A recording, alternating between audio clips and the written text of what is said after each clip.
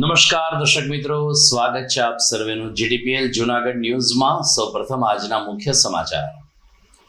અયોધ્યા સહિત દેશભરમાં આવતીકાલે રામ જન્મોત્સવની ધામધૂમથી થશે ઉજવણી।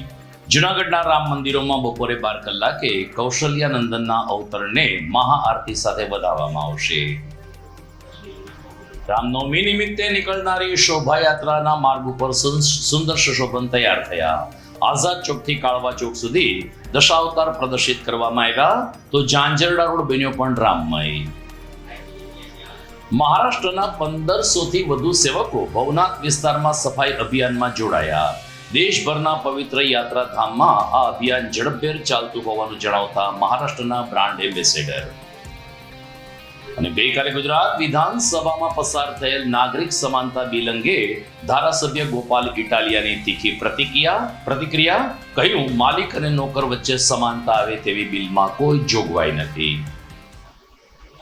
આ તમામ સમાચાર આપણે વિગતવાર જોઈએ તે પહેલા લઈએ એક બ્રેક।